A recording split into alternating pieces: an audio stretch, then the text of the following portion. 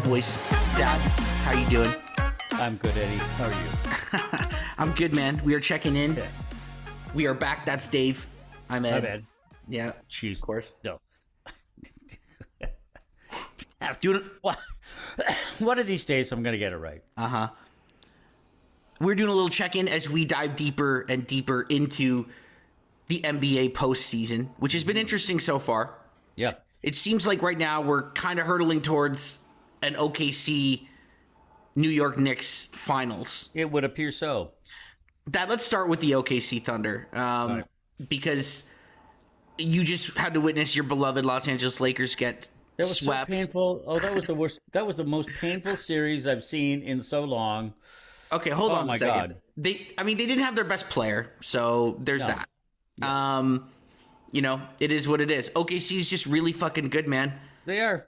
They're just a machine. Well, I wanted to ask you, what's it like being a fan going up against them in a series like that? How demoralizing is it?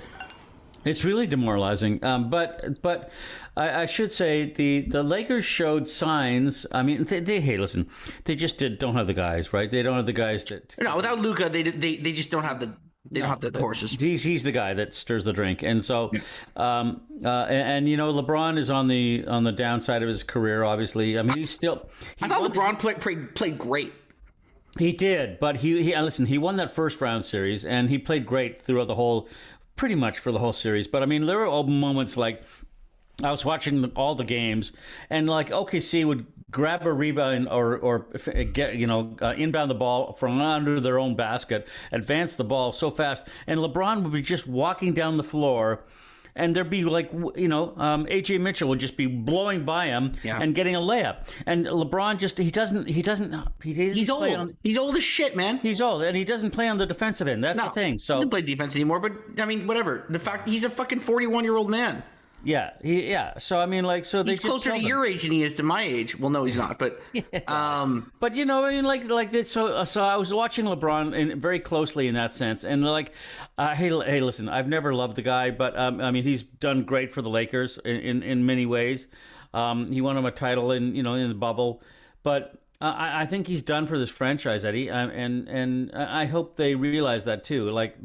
Well, they realized that when they traded for Luka Doncic. So I don't know what you're talking about right now. Do you think LeBron's going to come back for another year? Regardless, it's Luka's team. We've talked about this. It's Luka's team, and everybody knows that. And he was hurt. They didn't have their best player, so LeBron had to step up and try to carry him. And he did his best. Yeah, he did his best, but he's not that guy anymore. Exactly. So my question to you is, but hold on. I think they'll re-sign him. I think they'll re-sign him for LeBron. For one more year, maybe. He'll do a 1-1. Yeah, and push it one more year. Yeah. That's what I think. But look, going back to the series, I think this was more of just OKC dominated. The Lakers weren't bad in this series. No, I mean Austin Reeves played pretty well. They're dominant, Dad. I mean, Shea is just unguardable, and just the ability to score at all three levels. Well, they have so many waves coming at you, Eddie. They interplay, interchange Holmgren and Hartenstein, right? And they just have all these guards, and then they sometimes play them together, I mean, it's two things. It's Shea's brilliance offensively. Yeah. Like I was just saying, the way he's able to get to his spots, and he's so smooth. Yeah. The elite jump shooting. And then obviously the foul baiting stuff pisses everybody off. But you know what? Yeah. A part of me, it's like, if you don't like it, then stay in front. Sorry. The guy, he's just killing everybody. He's unstoppable. And then the defense, like you mentioned. That's what I was going to say. The defense, their defensive philosophy is brilliant. Well, to me, it starts with Chet, because he's just such an amazing defensive player. I think he might be the defensive player of the year this year. He's basically like a rich man Scotty Barnes for what Scotty did for the Raptors this year. Yeah. He anchors the defense, but then he's able to just cover up and erase all these mistakes because he covers ground so quickly. He's so long. He can switch and guard point guards on the perimeter and shut them down. And the recovery is so quick. He gets out and he's so long. Closing out on jump shooters. He's just He's amazing, and he can play basically 5 spots at once. It's what Wembanyama does for the Spurs. Exactly. And it all starts with Chet, and then they just have this stable of these fucking pit bull guards that just go after you, right? Yeah. And their defense is just elite. And Caruso and Kason Wallace and. But what about J-Dub? Like he's hurt, right? Well, see, this is the thing. Coming back? Dude, they're kicking everybody's ass without their second best player. I know. And it kind of makes me wonder, like, did they move off of J-Dub? Because look, you can't pay all these guys. They got AJ Mitchell sitting there, who's just he's half the price. He's a stud. Oh my God, he's a stud. And yeah, he's half the price. He's even less than half the price because he's on a rookie deal. Right. Do you cash in on J-Dub? Like, I mean, like, if they wanted this team, plus, franchise, Eddie, plus OKC has the 8th pick in the draft. And not only that, if they they could trade the 8th pick and Jalen Williams to Washington and get number 1. Yeah, like it's just crazy. Sam Presti is a fucking genius. Yeah, this team's great, and I think they're going to win the title this year. As much as the Knicks. Although, let's bring up. You just brought him up, Wembanyama. I mean, like, wait, one more time. Wembanyama. It's an M at the end there. Wembanyama. There you go. You got it. Yeah, we should have a button that drops confetti whenever you pronounce someone's name right. The guy got 12 blocks the other night. 12 blocks in 27 and 17 in game 4. Yeah, so this is I'm sorry, Eddie, but these are historic numbers. These are they're better than Kareem, they're better than Robinson, they're better than whoever, Yes, and it's been a fascinating series. Those teams are going at each other. Wemby, obviously, he gets kicked out in Game 4 for elbowing Naz Reid straight in the face, which to me, it was a borderline ejection. He's the best player in the series, and it's Game 4 of the second round. I would have liked to see maybe you try to keep him on the court. Mm-hmm. Unless it's really egregious. Having said that, I mean, he straight up connected to the dude's jaw. Boom. Yeah. Right. So he gets ejected. T-Wolves tie the series, and then in game 5, he takes over 27 and 17. Yeah. The defense, I mean, it's offensively, though, it's where it's all come together because the defense was always there. And, he's hitting threes. He can score at all 3 levels. He's got this soft touch on this little Chris Bosh face-up game from 12 feet. And then obviously it goes without saying the stuff that he does around the basket with the lobs and the putbacks and just being a crazy freak. And we haven't even mentioned the defense, which is, I mean, it's elite. It's elite. And he does exactly what we just described with Chet Holmgren. So, and then they just have shooters everywhere, right? They just have a bunch of shooters. De'Aaron Fox has been so-so in this series. He hasn't shot the ball well. But the thing is, it doesn't even matter because they have this kid, Dylan Harper, coming off the bench who might be a better player already. Mm-hmm. In 2 years, he definitely will be. Oh, and, absolutely. Him and Sheldon Johnson come in the game and change the game with their energy. Yeah, it's a really good team, man. What's a really fucking good team? Do you think the T-Wolves are toast here, or do you think they're going to force a Game 7? No. They're done. I wouldn't count them out yet. I wouldn't count them out, but they're done. No, I have counted them out. What does that mean? Done. Yeah, okay, so you are counting them out. Yeah. I think the series is going 7. San Antonio in this series is hey, listen, this is Wembanyama's coming out party, and it really is. And go with Wemby. And he's I mean, I've seen stuff that, like I say, I haven't seen in 30 years, what he's doing. And this is, and here's the thing, Eddie, the 2000 teams of those Spurs, that it reminds me of that. This franchise right now, where it currently is on the verge of repeating that kind of decade-long brilliance. I can see it. This team is head and shoulders above any team except for OKC. But I mean, look, and as much as OKC's my pick to win the title right now. The Spurs gave them problems. They lost 3 times to the Spurs in the regular season. They did nothing, but I don't know. I mean, it is a weird matchup for OKC because it's a good matchup for the Spurs, and they feel like they can hang with them. Like I said, I wouldn't count the T-Wolves out. And the Spurs are very, very young, but Wemby's just impressive, man, and the whole team. I will say this, I agree with the Duncan comparisons and all this stuff, but they had the first pick in the draft, and then they had the second pick in the draft to get Dylan Harper. So sometimes it doesn't really come down to any kind of brilliance in the front office. You just have horseshoes up your ass, and you landed the number 1 pick in the best draft in 15 years. Yeah. So and then you got the number 2 pick the year after. So right. I know. No sympathy for the Spurs. By the way, just an aside, what a disaster for the Indiana Pacers, eh? Oh my God. Did you see Kevin Pritchard just apologizing to the fan base like that? That's unbelievable. No, I haven't seen that, but I mean, he came out. He was like, he straight up was like, "I'm sorry, we took a risk. I thought after Tyrese's injury in the finals, we'd have some good karma on our side, and it didn't work out." Like, he straight up had to like apologize to the fans. Yeah. Oh my God! Oh, how horrible! I know. It's just It reminded me of, like, I'll never forget in 2003 when Jerry West was the executive for Memphis, and they had this weird trade with Detroit where they either got the number 1 pick with LeBron or they lost. It was a top 1 protected. So either they got the number 1 pick and they lost, or they didn't get any pick. Mm-hmm. And they ended up 2. So the pick went to Detroit. And Jerry West, his soul just looked like it left his body on national TV because they missed out on LeBron. That was similar to like the Kevin Pritchard stuff. It was like, oh my God, I can't believe. And the Clippers, the fucking Clippers, they do it again. Somehow end up with the 5th pick.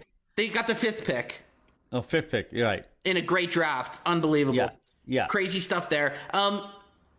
Let's go to the Eastern Conference because I think we covered the Spurs T-Wolves. Yeah. I'm picking the Spurs in 7. I'm picking the Spurs in 6. Actually, I don't think Minnesota's going to come back. And against OKC in the finals, that's going to be an interesting series. I don't know, Eddie. I'm going to go with OKC just because of their smoothness and their pedigree, right? And the fact that they are undefeated in the playoffs. So it's crazy. OKC's going to win the title. That's going to go 7. I think OKC's going to win in 5. I like this is like, you can just see it, man. Like, they are so far and away, but they don't even have their second best player, and they're just killing everybody. Yeah, you're right. Yeah, okay. I'll say 6. OKC in 6. Whatever. I'll give the Spurs 1 game. We're splitting hairs now. Just because, I know. Let's talk about the East. But hold up, just before we get to the East, my point is that I think the Spurs are just on the verge of like being a championship team forever for like the next 10 years. So they might lose to OKC this year, but I think for next year, the Spurs are the team to beat. Well, why? Where's OKC going? Well, they're not going anywhere, but we just talked about, like, they have the 8th pick in the draft. They could trade Jalen Williams. I know. They have $1 million. They could just get better. They could, if they want to go get Giannis, they could blow any team out of the water with any offer. Well, they have so many assets. I want to talk about that in a sec, but anyway. Well, let's talk about the East quickly. Yeah. So let's start with this goofy Cleveland-Detroit series. The Cavs, as we speak, are about to go up 3-1 or 3-2. So Cleveland took care of business in overtime tonight against Detroit. Oh, that's fantastic. Yeah, I mean, I watched part of this game, like the second half of this game. It's just a rock fight. And like, look, quite frankly, beating the shit out of each other. Yeah, like, quite frankly, I just, look, I said it in the beginning of the playoffs. I just do not trust this Cleveland Cavs team. Nope. Obviously, I don't trust the Pistons either. Well, you will get there. Hold on. But, I mean, with Cleveland, let's start there. Obviously, like, the talent's there, right? Like, on paper. But something just isn't quite right. And, we saw it. Like, that Raptors team, like, it was a Raptors team without their starting point guard, losing their second best player midway through the series, and starting the ghost of Jakob Poeltl. And it was a team, at its best, was a mediocre offensive team. Ghost of Jakob Poeltl. Well, seriously, and Cleveland should have won that series in 5, and they almost blew it against an inferior opponent. Let's be real. That plays hard, but Yep. And then in this series, like, look, they have a starting backcourt that has a checkered playoff history, to say the least. Yep. Especially James Harden, although he was great tonight, and he's been pretty good in this series. Mitchell looks like he's hurt. Yeah. He looks like he's got He exploded for 43. I know, but like, it's just the possession I've been watching, and I picked up on this midway through the Raptors series. Like, he just doesn't have that burst. Yeah. And it looks like he's nursing a hamstring. And they were a couple games in the first round, they were talking about this. So he's limited. Evan Mobley just consistently leaves you wanting more. And Jared Allen will have he looks like Kareem one night, and then the next night he's totally invisible. So, exactly. Max Strus is a winner. I love that guy, but and he's just a pain in the ass to play against. He's just one of those guys where every time he catches the ball and he's open, it's going in when you're going against him. Plus, he had 8 offensive rebounds. I know. He's just one of those guys, man. He has a nose for the ball and he makes winning plays. It's but ridiculous. I think the Knicks are the favorites against either one of these teams. Absolutely. Yeah. Absolutely. Hey, listen, Eddie, the way the Knicks handle all these teams, I thought Philly was going to give them a problem. They just annihilated them. They've been winning games by over 20 games. They won 7 straight. Brunson looks healthy. Everything's working. OG Anunoby's playing the best basketball of his career. Yeah, he might come back. It's just working, man. Mitchell Robinson comes off the bench and changes games. Everybody's contributing. Everybody's playing defense. And here's the thing: they're playing defense, Eddie. That's the difference. Well, I'll say this too: they got a gift from the gods because Boston, collapsed and blew that series against Philly, who turned out to be all smoke and mirrors because they got 2 weeks of healthy Paul George and Embiid, and then by the time they got past Boston, those two guys were totally out of gas. They were gassed. Right, and broken down. So the Knicks just ran all over them. And then they're going to get the winner of this, this goofy Pistons-Cavs series, which, who knows? It was a huge win by Cleveland tonight. But this Pistons seems to, look, they come in as the number 1 seed. Yep. They, had a great regular season. It's so clear that they're a guy short offensively. Yep. As brilliant as Cade has been. He's been brilliant. But they just, he doesn't have a second banana. No. And, Tobias has been really good for them, but he's not the answer. No. And so much falls on Cade to create good shots. And it's just, in the playoffs, that kind of shit gets exposed. They need a second scorer. A legitimate second scorer. Yeah. So it'll be interesting like Donovan to see. Mitchell.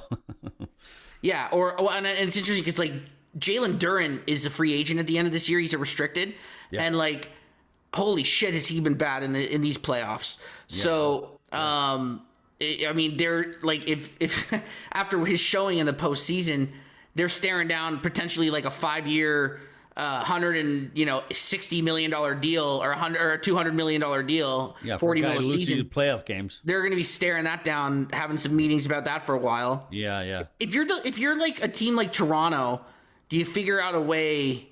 I don't know. They don't have cap space. So it would have to be a sign and trade. Listen, they got to get rid of the Raps. Got to get rid of Pirtle first. How? What are you going to do? Well, trade him. You got to trade him. Export him. Trade him. But I've been reading some interesting trade rumors out there, possibilities, what they're floating out there. For Giannis, you give up Pirtle, you give up Grady Dick, you give up somebody else, not Jacoby Walter, but somebody else, and then 3 draft picks. You make a package. But can I ask you this? I know this has been your pie in the sky for the last decade. Yeah. To me, I think the ship has sailed. Why am I mortgaging my future for a 30-year-old Giannis that hasn't been healthy in 3 seasons? You know what I mean? Yeah. I'm just saying. What he might be the guy. I don't know. He's a massive human being. He's had back issues. He's had knee issues. He's had a ton of injuries. Like I said, he hasn't been healthy since 2023, and he's over 30 now. I don't know, man. How old is he? So you're saying? Well, I'm not saying look, he's still an elite. I've seen some rumors out there, giving up Murray Boyles. He's 31. There's no way I would. He'll be turning 32. Colin Murray Boyles. Well, no, I wouldn't trade anybody at this point. No. Giannis turns 32 this December. Right. So I don't know. Obviously he's still okay. But like I said, when was he's been hurt. Right. He's got baggage, man. Well, he's been hurt. He hasn't played in 6 months or whatever, but that's not his choice. It's the he blew out his back in last year's playoffs. He hurt his back 2 years ago when they lost to Miami. He's got issues, but he can play, Eddie, and then I'm not him out because they want to make a deal. I'm not denying that, but I'm just saying, how much are the future are you willing to give up? I take him just to get the next level. I don't know. To me, I don't know. He plays the same position as Scotty, and like, here's the problem. Like, yes, he's a great player. There's no doubt about it.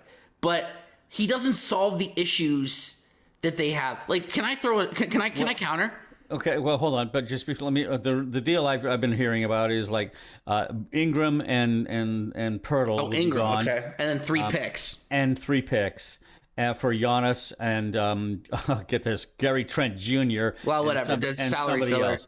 Yeah, no, but and a filler, right? So I mean, like, Bobby Portis. So Bobby Portis, Giannis, and Gary Trent for Pirtle, Ingram. And it would have to be Grady Dick and 3 picks.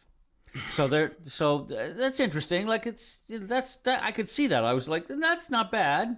I don't know. If I'm Milwaukee, I'm not doing that. Well, they could probably get more, like you said, from OKC. Yeah, 100%. OKC could blow that deal out of the water. Yeah. Here's Jalen Williams and 3 picks straight up. Yeah, like I'd rather that than the crap that you just offered. Jakob Poeltl, zombie Jakob Poeltl. Anyway, it's interesting. Let me throw this one at you before we go. What about Jaylen Brown if you're Toronto? Ooh, from Boston. Ooh, I don't think he's going to leave Boston. I think they're. You don't think he's going to leave Boston? Have you not been reading the news? What? All this crazy shit he's been saying, and all the crazy reports about him not getting along with Brad Stevens, and all his crazy online tirades, and like he's unhinged, man. And it kind of seems like. A change of scenery might be in order for that So team. Who would he be? Scotty's number 2? He'd be a great fit next to Scotty. Yeah. If you were to say, here's RJ Barrett, like they'd have to give up Colin Murray Boyles. Yeah, they would. Here's RJ. I also think Barrett's on the move too. Like, yeah, I mean, we'll see. Anyway. We'll see. I think everything's on the table for Toronto, but this isn't a Toronto podcast. Right, rest in peace to your Lakers. It's oh my God, tough beat. That was so painful to watch. The whole series was painful to watch. They just got killed. They got killed in every way. I mean, and let's not say that. Like some of the games are pretty competitive. Like they didn't get blown out. Well, they did. They got swept. They got swept. Dad, you're I hate to tell you this, but you're the Los Angeles Lakers. There's no moral victories when you're the Los Angeles Lakers. I know. I'm sorry. If you're the Charlotte Hornets who haven't made the playoffs in 38 years or whatever the hell it is, not quite that long. They just don't have the guys, Eddie. I mean, like, hey. Well, they didn't have their best player, Dad. LeBron, I don't know. I mean, they didn't have Luka. He was hurt. Right, and Reeves came back, and actually he was pretty good. Like Reeves is a I think a part of the future for the team. LeBron, I don't know. I'm not sure he's coming back. I don't know. They didn't have their best player. No, I know. So, like, relax. It happens. It's sports. I know. I know. Quite frankly, like, I think you were well aware of this. Even if they had Luka, maybe they win a game because he goes crazy. But like, they weren't going to win that series. No, they weren't going to win that series. OKC was the better team. Do the Knicks have any prayer against OKC or the field in the West? Yes, they do. They've been playing brilliant basketball. I think they're a complete team. I don't think they're as good as OKC. But hey, listen, man. Like, they're playing great. I give them 2 games, Eddie. If they played OKC in the finals, I'd say it goes 6. But you'd still pick the Thunder to win. I'd still pick the Thunder to win just because of the brilliance of Shea and the whole team, Eddie. I mean, the whole team. You could see it. It's just a one guy. It's their team philosophy, the way they play defense. They're all connected. It's like they're on a string. It's amazing to see the steals, like the rebounds, like as you say, the elite shot blocking with Chet and Hartenstein. I mean.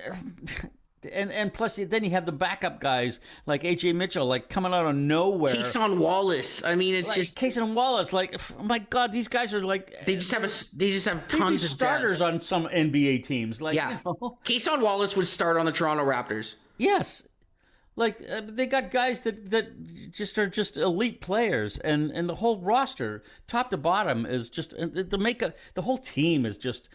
It's a machine, and they're going to get another top 10 pick. It's just insane. Yeah, I know they're going to get the 8th pick or whatever. So, Yeah.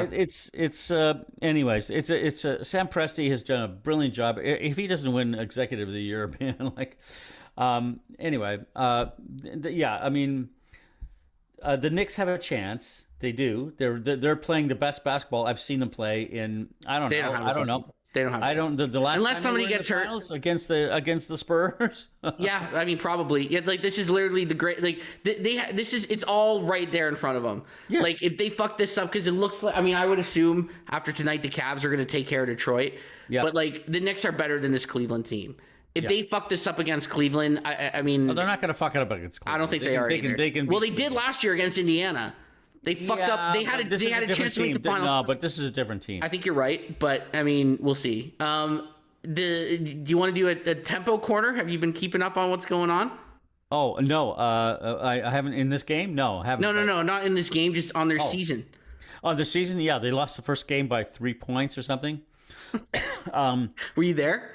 No, I'm going to go to a game because I want to. I love women's basketball, as you know. So no, you don't. No, yes, I do actually. I used to play against the women, some of the players on the Canadian national team many years ago, before you were born. You always had a nice pick and pop 12-foot jumper. They kicked her. I went with Christina's boss at the time, and we went to a gym over in. That's hilarious. In the area around Regent Park, right? So we used to play in the gym around Regent Park, and we show this guy and I play. We're shooting. We go for a lunch break and we shoot hoops and stuff. These two girls from the Canadian national team came in, and so they said, "You want to play us a game?" So we said, "Sure," and they kicked our ass. No, I'm not surprised. They kicked our ass, but it was fun playing against them because they were elite. So anyway, I love women's basketball, and I'm going to go to a game, but I'm happy the franchise is in Toronto. They lost by a couple of points in the first game. How were they losing this game? They won their second game. They beat Seattle. Wow. So, hey, it's exciting to have women's basketball, WNBA basketball in Toronto. It's a fantastic thing. Kudos to Larry Tannenbaum and his organization. Oh, here you go. Kiss it up to Are you trying to get a job at MLSE or something like that? Like some sort of, advisory no, but I'm saying, role? Hey, fuck you, Ed Rogers, for messing that one up. Yeah. They had a chance to take the franchise, and, then they didn't. So, anyway. The tempo, 1-1. All right, Dad. Them. So you're picking OKC in 6 over the Knicks. OKC in 6 over the Knicks in the finals, yes. I think, here's my bold prediction. I think they're going to not only win the title, they're going to break the 16-1 record set by the 2017 Golden State Warriors. Ooh. They're not going to lose a game. Really? I think they're going to run the table. The only two teams that have done it, with one loss. My Los Angeles Lakers in 2001, and the Golden State Warriors in 2017. Yep, they lost one game to Cleveland. Yep, and I think OKC has a chance to run the table. You might be right. They're not even trying. Well, they're trying, but I mean, it's been so effortless for them. I mean, just like you pronouncing names on a podcast. You're right, Edie. I mean, Eddie. All right, Dad. I'll see you next time. All right.